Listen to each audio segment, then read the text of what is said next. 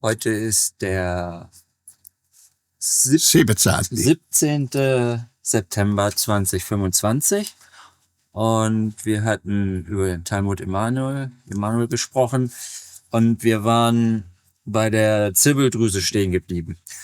Ja. Und da wollte ich das doch noch mal vorlesen, weil ich da doch noch eine Frage dann hatte. Und lese ich noch mal kurz vor. Und zwar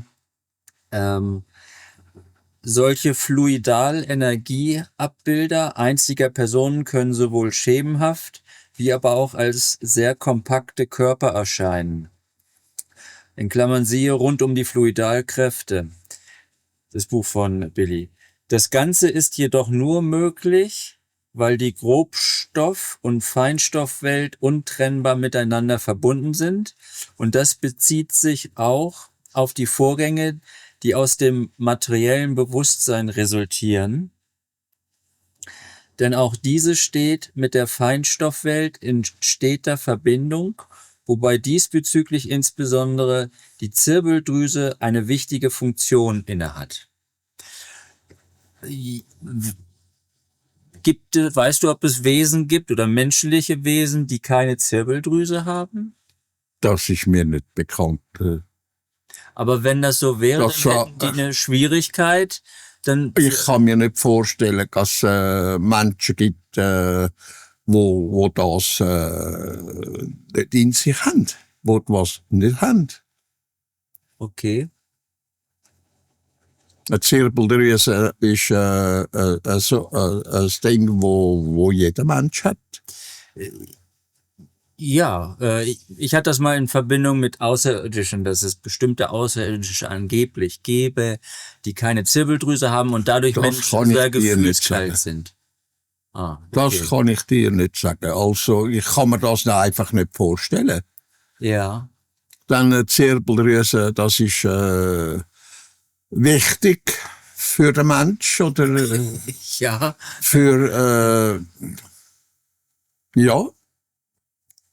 ja, Ich kann mir das nicht anders vorstellen, als dass das eben für menschliche Lebensformen oder menschliche ähnliche Lebensformen wichtig ist. ja, deswegen frage ich, weil das, ich stimme Also es- ich weiß es nicht, aber Ja. ich nehme es einfach an. ja, Ich kann mir nicht vorstellen, dass eine menschliche Lebensform oder eine menschenähnliche Lebensform das nicht hat. ja, ich frage, weil das halt eben wichtig ist für die Evolution, Ja, richtig. damit man diese feinstoffliche Welt erfahren kann überhaupt. Ja. Und- Das kannst du wahrscheinlich eben ohne Zirbeldrüse kannst du das nicht, Ja, oder?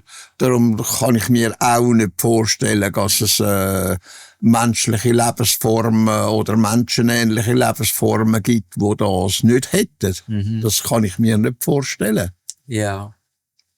Das macht für mich auch mehr Sinn, weil deswegen hat man ja diese evolutive Stufe erreicht als Mensch, dass man eben evolutionieren kann Ja, diesbezüglich der richtig. feinstofflichen Welt. Ja. Ja. Gut.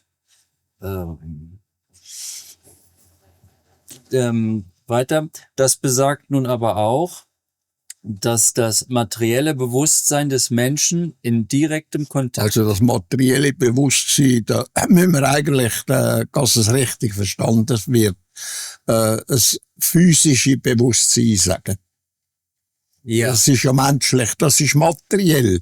Das ist da, wo es gespeichert wird, das ist ja und geschaffen tut, das ist ja materiell. Aber man sollte sagen, eigentlich physisch statt materiell.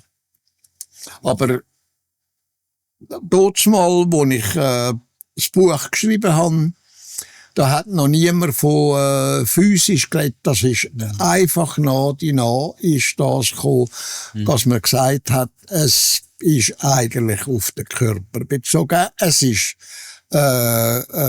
eben materiell, es ist physisch. ja. Oder? Ja.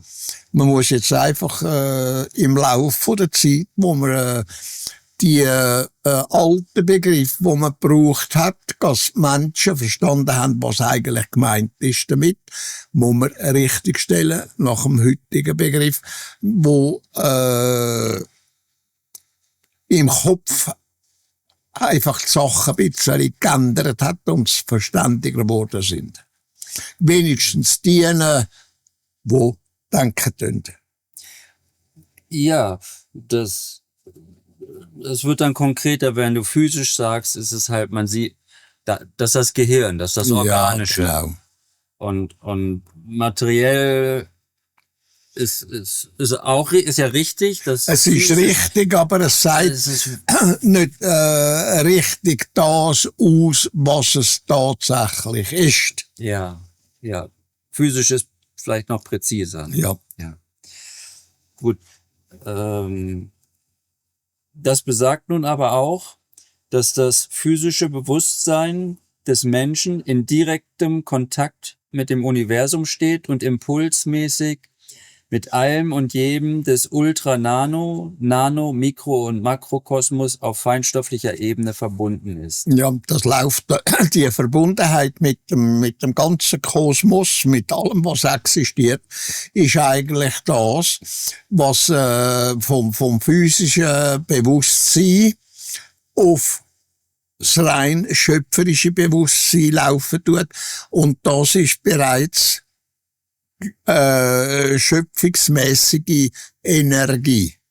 Und das ist ja universell.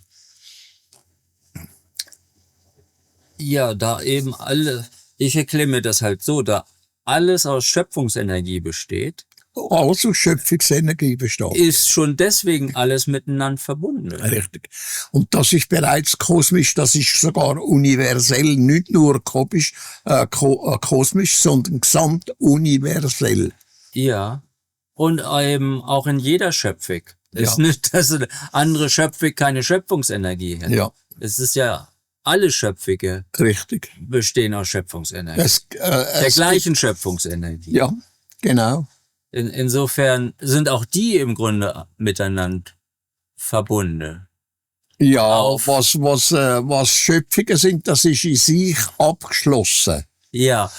Das tut sich, wie soll ich sagen, tut sich selber evolutionieren.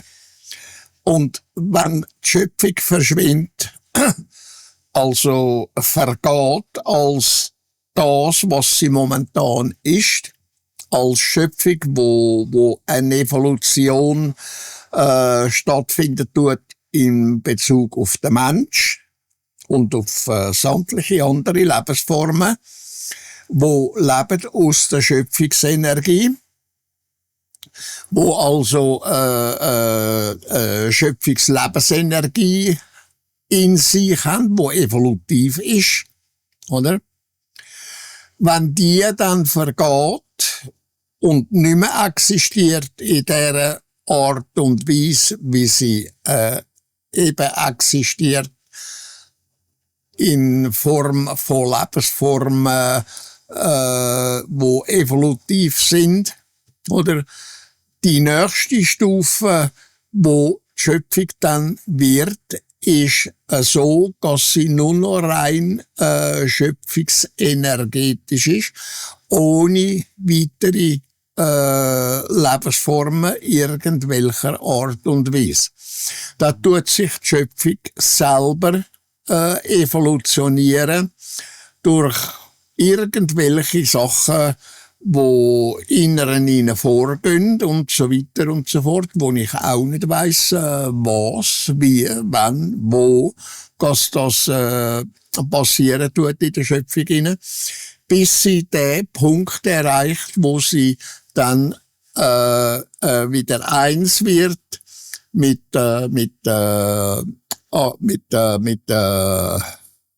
Ebene, wo sie daraus entstanden ist, hervorgegangen ist, geschaffen worden ist, oder? Und sie also sich höher evolutionieren tut, bis zu dem Zeitpunkt, wo dann der Übergang, die Verschmelzung mit dem stattfinden tut, wo sie daraus entstanden ist. Ja, ich meinte das insofern, dass die einzelnen Schöpfungen den gleichen Ursprung haben. Die Schöpfung. Schöpfungen haben den gleichen Ursprung. Ja, und dass das verbindende Element ist. Ja, Also, und die Schöpfungen sind nur das, was wir da kennen tun, in Form von dem, wo Lebensformen existieren. Wir kennen in dem Universum oder in dem Kosmos von dem Universum kennen wir nur das, die Schöpfung, wo Natur bilden tut, wo die Lebensformen bilden tut und so weiter und so fort. Etwas anderes kennen wir nicht. Wir wissen nur, dass sich die Schöpfung so weit entwickelt und das noch eines Tages, wenn man so sagt, hinter sich lassen tut und weiter existieren und weiter evolutionieren tut, bis zu dem Punkt, wo sie wieder eins wird mit dem, wo sie daraus hervorgegangen ist. Und das ist die niedrigste Stufe von diesen 7 Absolutumformen, die es gibt. ja. Und aus den niedrigsten raus ist die Schöpfung auch rausgegangen. Oder geschaffen worden. Oder wie du dem sagst, kreiert worden und so weiter und so fort. Und die niedrigste Schöpfungsform, die existiert, hat Leben. Also Lebensformen. Wie der Mensch oder Tier oder Getier oder sonstige Lebensformen und so weiter und so fort. Und das vergeht alles, wenn sie sich hoch genug entwickelt hat und sich tut in sich selber weiterentwickeln, ohne die Lebensformen. Das ist also aller Anfang von dem, wo die Schöpfung existent wird. Ja.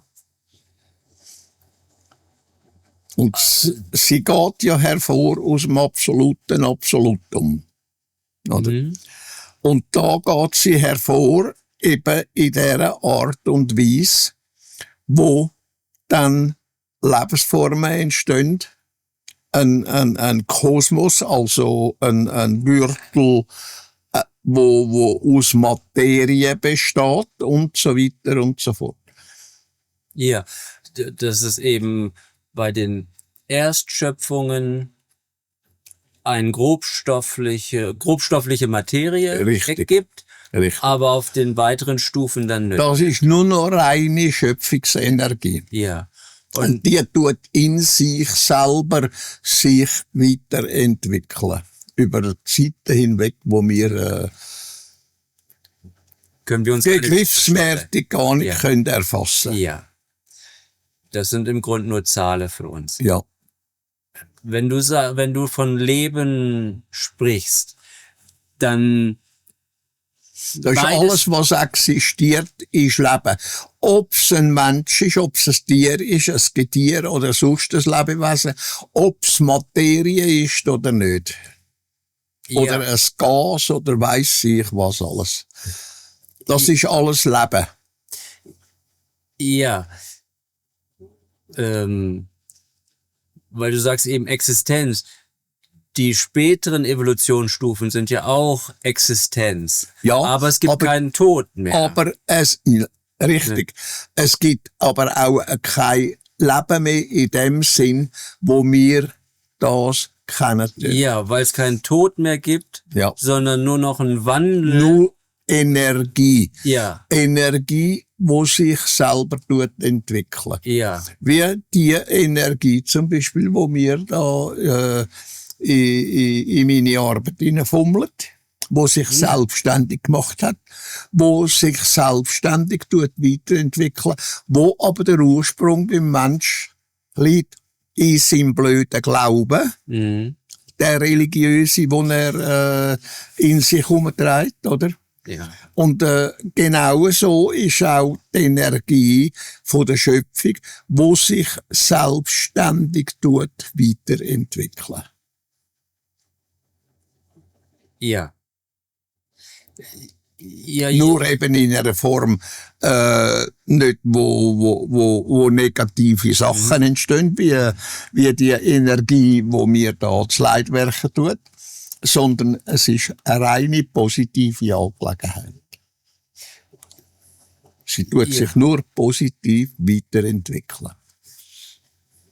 Und das können wir uns gar nicht vorstellen, die Höhe, wo erreicht wird mit dieser Entwicklung, dass sie zurück kann gehen und in gleichen Stand kommt von der Ausgangsenergie, wo sie geschaffen worden ist.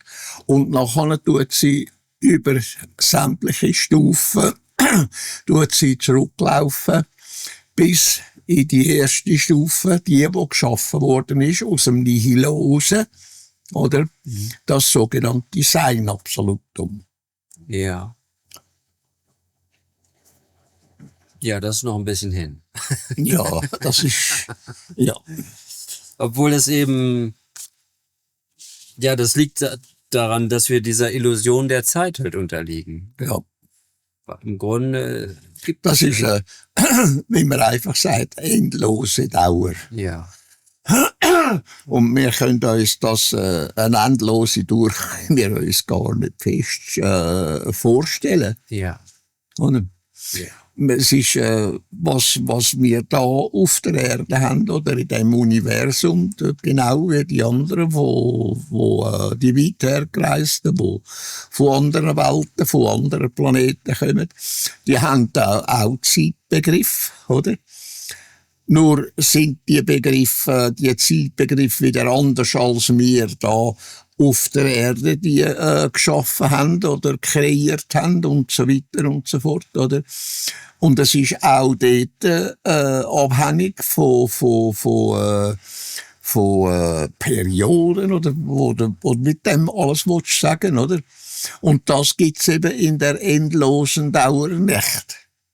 Das ist durchgehend einfach endlos, endlos und endlos.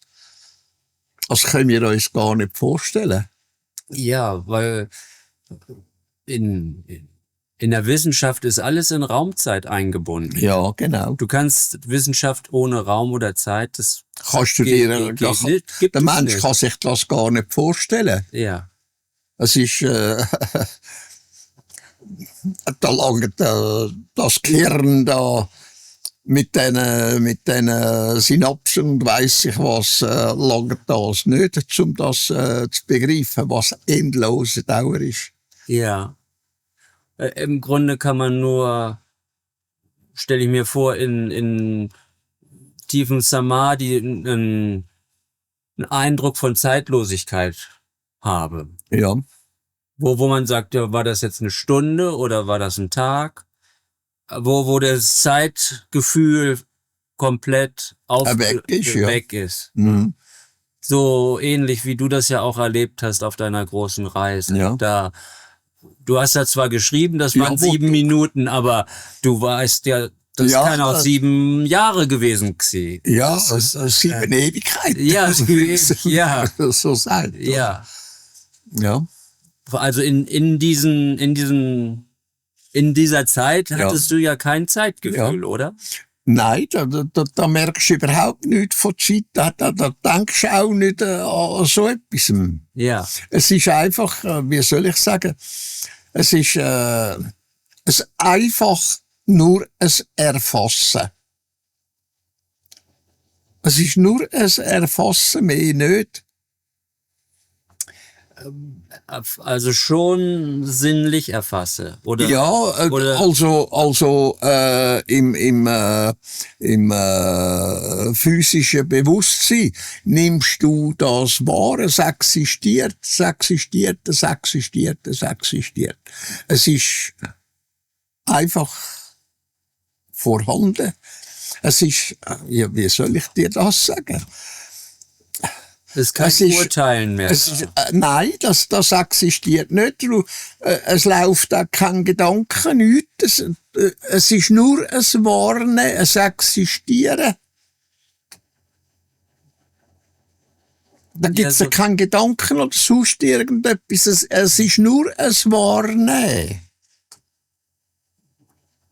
Könnte man das als die pure oder reine Existenz Ja, beschreiben? es ist nur ein Existieren. Ja. Es ist nicht mehr.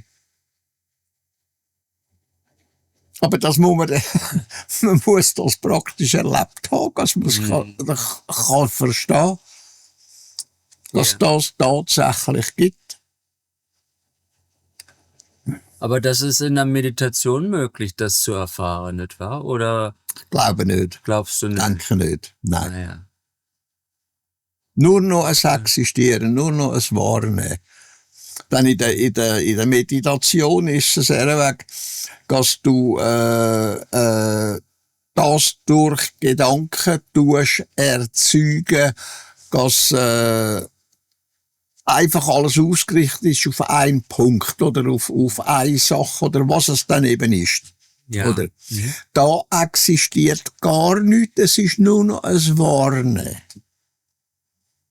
Es gibt ja keinen Gedanken und nichts, rein gar nichts, es gibt nur ein Existieren.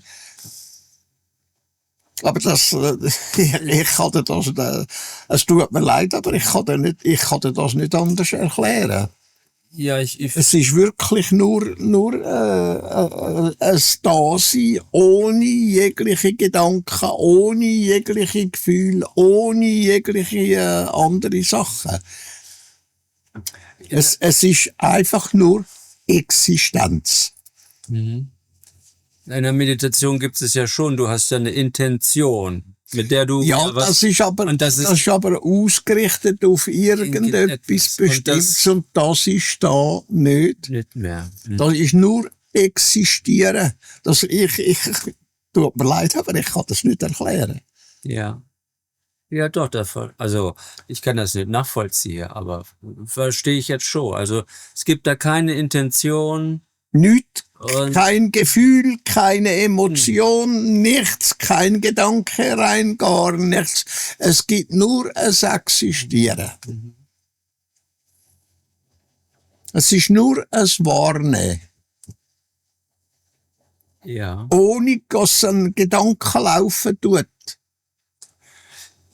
Und jedes Mal, wenn jetzt zum Beispiel Asket oder umgekehrt in das Zwillingsuniversum gereist wird, muss man da durch sozusagen, durch diese Phase. Ja. Du kommst da nicht durch, Nein, sondern das geht nicht ohne. man muss da sozusagen durch ich sag jetzt mal Tunnel Ja, durch und hat dann diese Erfahrung der Ja. reinen Existenz Richtig. jedes Mal. richtig. Und das ist genau dasselbe, da hat mir der da können erklären und Semyase hat mir das erklärt und auch das Fahrt. Das ist auch dann, wenn du würdest in ein anderes Universum gehen. Das Fahrt hat noch geredet von dem, wann und da hat nachher geredet, es ist so. Weil in der Zwischenzeit vom Pfad bis in den 70er, 80er Jahren ist es gewesen, wo sie tatsächlich ein anderes Universum, eine andere Schöpfung haben können erbrechen. Ja, und das ist Es ist also nicht einfach ein Paralleluniversum. Ein Paralleluniversum existiert in der Schöpfung. Das ist ein fremdes Universum, also eine fremde Schöpfung, wo sie haben können einbrechen drin. Und das ist bisher das Einzige, Und- wo sie fertig gebracht haben. ja. Nur der Klarheit halber, wir haben also bisher eben von dem Dal und dem Dern Ja, Universum gesprochen. ja. was eben, und das Dahl-Universum ist es dann ein Schöpfung. ja, es ist eine Zwillingsschöpfung, aber wie siamesische Zwillinge verbunden. Genau. Und jetzt sprichst du ja von einer fremden Schöpfung. Das ist eine fremde Schöpfung, die sie erbrochen haben. Und diese das Reise... Das ist in Ende 70er oder Anfangs 80er Jahre gewesen. Man hat mir einige Sachen gesagt davon. Es ist in den Kontaktbericht drin. Ende 70er Jahre oder Anfangs, Mitte 80er Jahre, um das herum war es gewesen. Und das ist eine fremde Schöpfung gewesen, die sie erbrochen haben. Also nicht einfach ein Paralleluniversum, das bereitet ihnen überhaupt keine Schwierigkeiten, aber eben in eine fremde Schöpfung hineinkommen. Ja. Und bei diesem Übergang hatten sie auch diese Erfahrung. Und wenn sie in eine fremde Schöpfung eindringen, oder den Übergang, ist auch diese Erfahrung, oder das habe ich jetzt nicht ganz genau verstanden. Hat man da auch diese Erfahrung der reinen Existenz? Genau. So ist mir gesagt worden. Mhm. Ich habe es selber nicht erlebt. Das Einzige, was ich kenne, Paralleluniversum, also das Ankar-Universum, oder? Aber fremde Schöpfung. Dahl-Universum. Nee, Anker ja auch. Ja. Nee, aber das ist ja nur ein Sternentor. Eine Dimensionstor, Entschuldige. Ja. Aber beim Dimensionstor ist das ja nicht. Nein. Das ist nur sozusagen, wenn in eine andere Zwillingsschöpfung. Ja. Oder wenn du eben von einem Universum ins andere gehst, in der gleichen Schöpfung, aber auf dem Weg. Ja. Das ist nicht dann einfach über ein Universum-Tor, sondern es ist ein Durchgang, wo dann erst geschaffen wird. Ah, okay. Also, dann passiert's. Ja, das wird beim normalen Durchgang, natürlichen Durchgang, wie das Durchgang, wie zum Beispiel, weil die Plejaren haben gegen Dings zu, gegen Anker-Universum und unserem Stern. Ja. Dort passiert das nicht. Es passiert nur, wenn du durchgehst und zuerst ein Durchgang geschaffen werden muss. Ja, bei den Dimensionstoren gibt es ja natürlich entstandene es gibt und natürlich entstandene, wie es in der Natur einfach Sachen gibt, wo entstehen, ohne dass eigentlich den Grund kennst dafür. Es gibt's dann einfach, oder? Auch da im Universum ist es weg. Wo sich selbstständig einfach etwas ergeben tut, oder? Ja.